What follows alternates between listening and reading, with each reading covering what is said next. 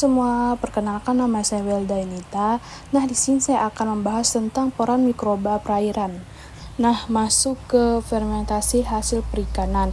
Yang pertama itu ada proses penguraian senyawa kompleks protein, lemak dalam ikan atau udang menjadi senyawa yang lebih sederhana oleh aktivitas mikroorganisme, terutama enzim yang dihasilkan.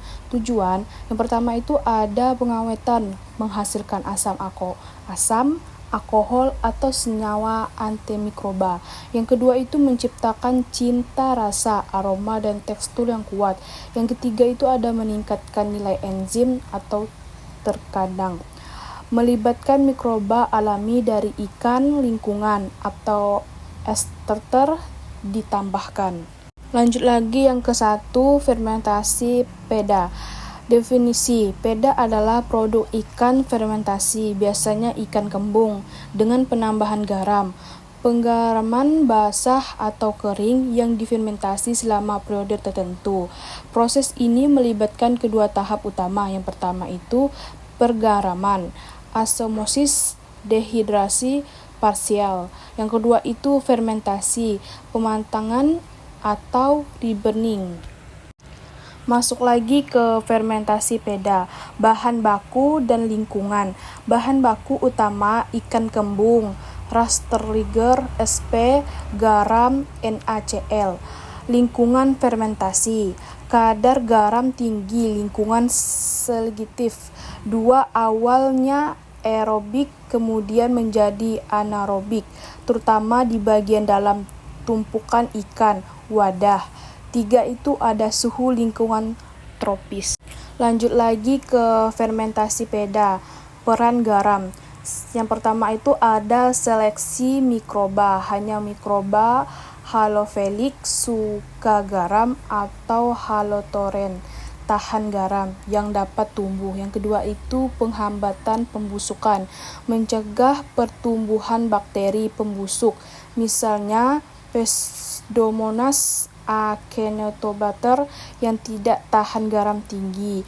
Yang ketiga itu ada penarikan air, mengurangi aktivitas air, menghambat pertumbuhan mikroba yang tidak diinginkan. Yang keempat itu ada aktivitas enzim, membantu mengaktifasi enzim proteolik alami dari ikan, autolisis. Masuk lagi ke mikroba dominan dalam fermentasi peda. Yang pertama itu ada terjadinya sukesi mikroba, perubahan komunitas seiring waktu. Yang kedua itu dominan bakteri asam laknat, bal, holiflik atau halotoleran. Contoh. Yang ketiga itu lainnya, terutama tahap awal permukaan bakteri garam positif Coccus, Staphylococcus, Micrococcus, holiflik, beberapa Khmer haloflik. Masuk lagi ke fermentasi peda, proses biokimia. Autolis enzim ikan, enzim proteolik seperti tripsik, kimotripsik dari jeroan dan daging ikan mulai memecah. Protein ini penting di tahap awal aktivitas mikroba. Proteolis mikroba terutama bakteri menghasilkan enzim protasea ekstraseluler, protein peptida asam amino. Hasil, tekstur ikan menjadi lebih lunak, terbentuk prekursor rasa. Lanjut ke fermentasi peda, proses biokimia, aktivitas mikroba lainnya. Yang pertama itu ada fermentasi karbohidrat, jika ada bal, fermentasi gula, sisa glikologen ikan, asam laknat, menurunkan pH sedikit, berkontribusi pada pengawetan dan rasa. Yang kedua itu ada lipolisis sedikit, pemecahan lemak oleh dipase dari ikan atau mikroba. Asam lemak bebas, berkontribusi pada aroma. Yang ketiga itu ada produksi senyawa aroma, pembentukan senyawa volatil ester aldehida keton dari pemecahan asam amino dan lemak. Masuk ke fermentasi peda, hasil aktif. Yang pertama itu ada tekstur lebih lunak akibat proteolisis. Yang kedua itu aroma dan rasa khas peda, gurih umami dari asam amino, sedikit asam asin. Yang ketiga itu pengawetan, kombinasi garam tinggi dan sedikit penurunan pH oleh bal. Masuk lagi ke peralihan dari ikan ke udang. Kita telah melihat fermentasi ikan peda yang didominasi penggaraman dan proteolisis. Sekarang kita beralih ke produk berbasis udang atau rebon yang diprosesnya sangatlah berbeda atau terasi. Masuk kedua, fermentasi terasi. Definisi terasi atau belacan adalah produk fermentasi berbentuk pasta, dibuat dari udang kecil atau rebon, Acestes sp atau ikan kecil melalui proses penggaraman, penjemuran dan fermentasi pemeraman. Warna bervariasi merah muda, coklat, ungu, tergantung bahan baku dan prosesnya. Lanjut ke fermentasi terasi. Bahan baku dan proses. Bahan baku rebon atau udang, ikan kecil, garam. Proses umum, yang pertama itu percampuran rebon dan garam. Yang kedua itu penjemuran, dehidrasi parsial mengurangi AW. Ketiga itu penumbukan atau penggilingan. Yang keempat itu pemeraman fermentasi, seringkali anaerobik, dibungkus, dipadatkan, bisa berulang, jemur, tumbuk, peram. Fermentasi terasi, lingkungan fermentasi. Yang pertama itu kadar garam tinggi tapi mungkin sedikit lebih rendah dari peda, tergantung jenis terasi. Yang kedua itu aktivitas air relatif rendah karena penjemuran. Yang ketiga itu ada pH cenderung netral atau basah.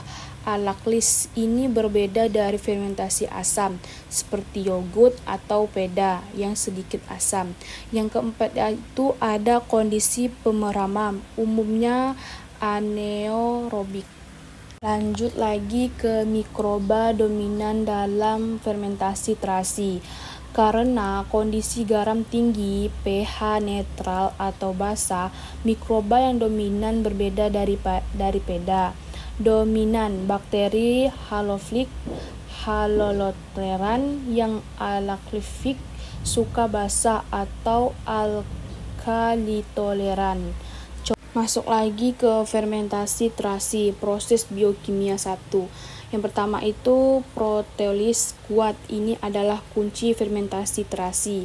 Yang kedua itu enzim proteasea, terutama dari Bacillus sp, sangat aktif pada pH netral atau basah. Yang ketiga itu ada protein dari rebon, peptida, asam amino, sangat banyak. Yang keempat itu penting terjadinya diaminesis asam amino, pembuangan gugus amino menghasilkan amonia.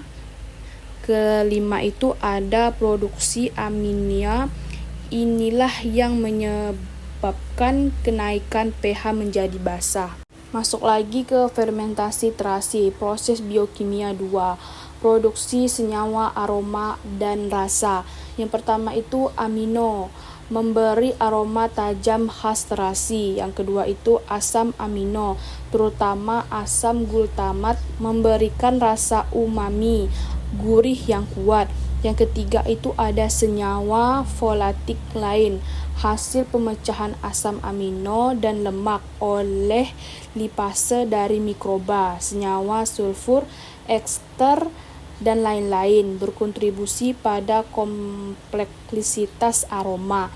Yang keempat itu pigmen, reaksi Maillard saat penjemuran, pemasakan, dan pigmen astrasakin dari udang berkontribusi pada warna. Lanjut ke fermentasi terasi, hasil akhir. Yang pertama itu tekstur, pasta padat, hasil penumbukan dan dehidrasi. Yang kedua itu ada aroma tajam, menyengat, khas amonia, tapi juga gurih. Tiga itu ada rasa, sangat gurih, umami tinggi, asin. Empat itu pengawetan, kombinasi garam tinggi, rendah, dan pH tinggi, basah. Lingkungan ekstrim yang menghambat banyak mikroba pembusuk. Kesimpulan, yang pertama itu ada mikroba perairan, terutama bakteri haloflik, adalah aktor kunci dalam fermentasi produk perikanan tradisional. Yang kedua itu ada kondisi lingkungan, terutama kadar garam dan ketersediaan oksigen, menyeleksi mikro yang tumbuh. Yang ketiga itu fermentasi peda, dinominasikan protelisis, autolisis, dan mikroba, dan sedikit fermentasi asam laknat, pH stabil dan agak asam. Yang keempat itu fermentasi terasi, dominasi proteolisis kuat oleh bakteri, produk aminoa, pH basah, rasa umami kuat. Yang kelima itu dua proses menunjukkan adaptasi mikrobiologi yang luar biasa untuk pengawetan dan penciptaan rasa. Sekian dari saya, terima kasih.